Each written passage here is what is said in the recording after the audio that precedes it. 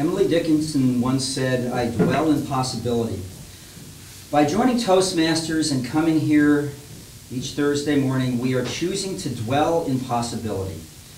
As we gather around these tables, may we acknowledge the courage that it has taken each one of us to take this step towards realizing all of the potential that life has for us. And let us continue to dwell in our possibility with enthusiastic and passionate resolve. I really do enjoy coming because the changes are so amazing every year. But I'm really happy to see how much you've expanded. I can't believe it. From 10 members 10 years ago to this is really awesome. Well, thank you very much. We're so happy to have you here. Well, our theme today is, are leaders made or born? Well, I did some research on the internet, about 5 minutes on Google. And I actually found something very interesting from Psychology Today. And according to Psychology Today, it is the most basic, most often asked question. Can you believe that? And research has actually shown that the answer to that is made, born, mostly made. Mostly made. Only because leaders today, especially in different types of positions, whether it be in government or corporations, they actually have to learn how to lead. Our theme for Toastmasters is where leaders are made. Our first nominee is Tracy Fullenkamp. Congratulations.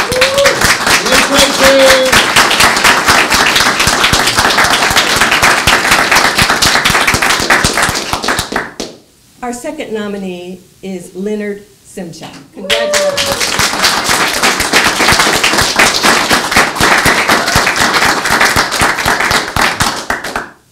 Quite a few years ago, Terry McCann introduced me, actually forced me, to Toastmasters and said I would not only learn how to speak publicly, but I would learn skills that would be invaluable in business.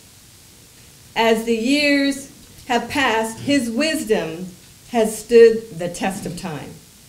Terry would be proud of how his hometown Toastmasters Club has helped shape the skills of many local business people, and I can't express enough gratitude for what Terry has introduced into my life.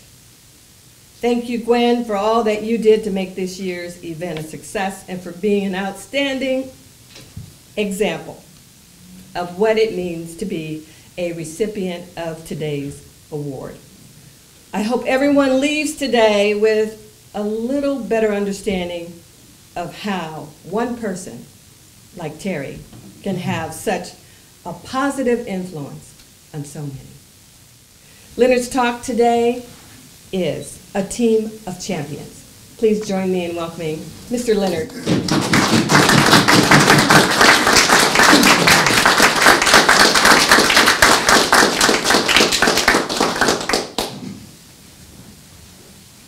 It was 1938. America was going through a difficult time. And three unlikely men coming from very different backgrounds were brought together as if by destiny. And these three very interesting men happened to meet up with one another. The first one was Charles Harwood. He moved from the East Coast to California, and he arrived with only 21 cents in his pocket. He became a bicycle mechanic, but eventually became a very successful businessman and started an automobile empire.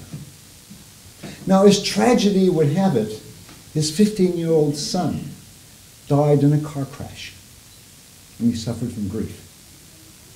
The second man was Tom Smith. Now, Tom Smith was almost like a mute man, not a very good communicator, but he knew how to communicate with horses. And he was a Mustang breaker. But as the automobile took hold, he found himself penniless and without a job. But he happened to meet up with Charles Harwood. And the third man was Red Pollard. And Red, he had the misfortune of being dumped on a racetrack at the age of 15, abandoned by his parents. And he grew up boxing and working as a jockey, finding his way, and suffered through. He had some victories, but many defeats. And when he met up with Charles Howard and Tom Smith, he was penniless and suffered from blindness in one eye. So these three men, kind of broken by life in their own ways, matched up with one another, and they so happened to meet up with the one horse, as you probably know, Seabiscuit. And Seabiscuit was rather broken himself, because he was mistrained, abused, and believed to be untrainable. But these three men, they saw talent dormant in this horse, and they also talent within themselves. And they, through their work and their effort, their team approach, created one of the greatest horses in American history, Seabiscuit. He defeated War Admiral in 1938, but most miraculously, Seabiscuit and Red Pollard overcame career-threatening injuries to come back and win the Santa Anita Handicap in 1940. Now I tell this story because this would not have occurred without this unlikely team who became a team of champions. We all need to be part of a team of champions. I believe no leader alone stands as a leader unless they are part of a team of champions. Now, some of you know my story. I was raised on the south side of Chicago, and a single mom raised 4 children. She was a factory worker, and my family was ravaged by my father's mental illness. And I went through life hiding my voice. But I realized as I grew up, I found a team of champions. And they were unlikely folk. A nun in grammar school, somehow she saw that there was some promise there when I gave a 2-minute speech. And then the Scoutmasters, they saw that I had potential as a leader. And in college, a professor, he really loved my oral interpretation and believed I had talent.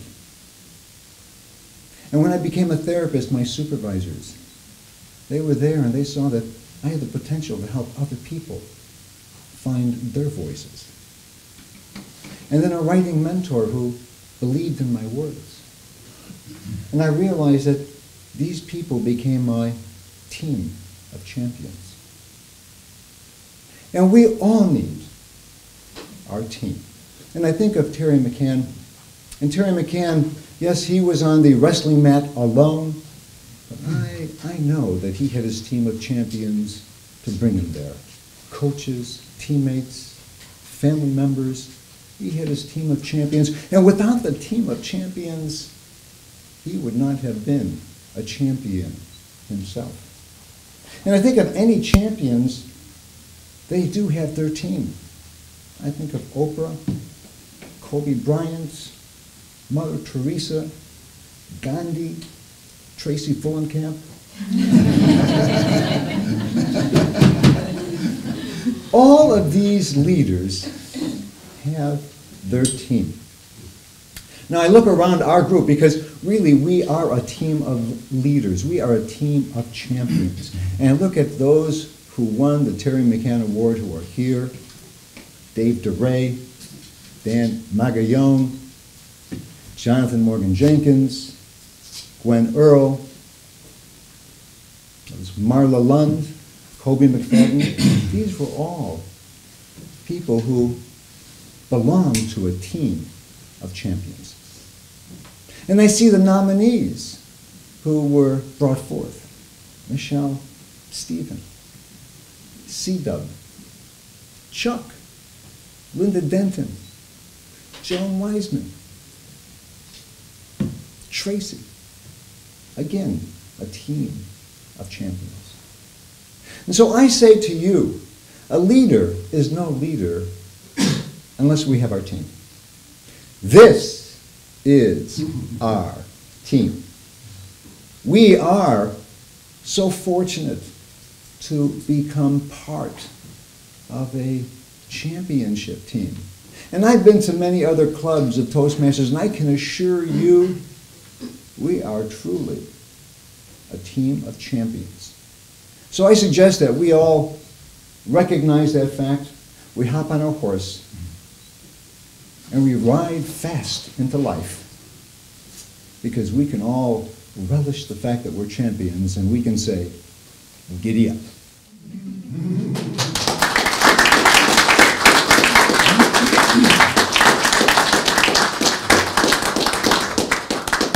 The Terry McCann Award will go to the member of the Coastmasters Club who has adhered to the following. Has demonstrated an ongoing commitment to the Coastmasters Club.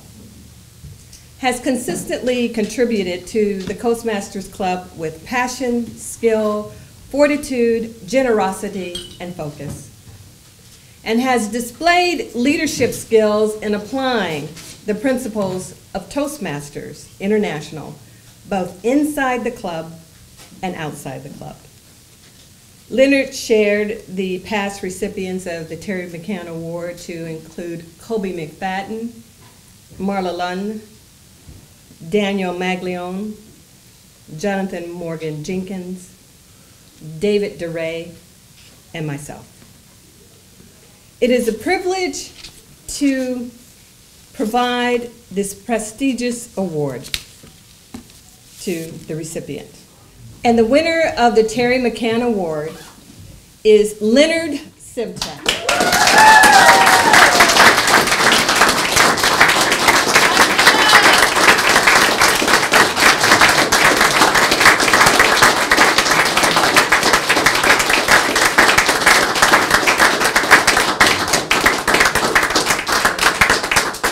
Can I say something? No. Go ahead. I would like to just say, you know, I would not get this award if it wasn't for Tracy Fullingham. And I say this because I watched Tracy over the years in this club, and Tracy inspired me. I saw how hard she worked for their club. She'd come in here with a dedication and a passion. She took on the role of helping the Boys and Girls Club. And I watched Tracy, even when she was starting off in her real estate business, how she'd go door to door. And I can tell you, she inspired me. I says, wow, look at Tracy. I want to be like her. I want to be able to give my heart and soul like Tracy does every day. And so, in many ways, this award would not be mine. I see it really as yours, Tracy, because you really gave me the inspiration just to give more of my heart and soul. And I thank you so much.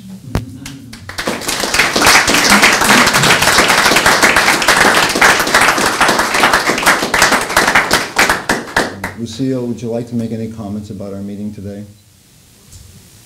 Well, it's a long way from 1975, or when we started with Toastmasters in the beginning. Back then they said you can't have a club meeting unless you have at least 20 members, and for the longest time it was only 10, 11, 12. But to progress to this, it's just amazing. I really find it enlightening, but no. All that she's enjoying. Thank you. Let's just go out today and just be the champions that we are, because we belong to a team of champions. I'll see you next week.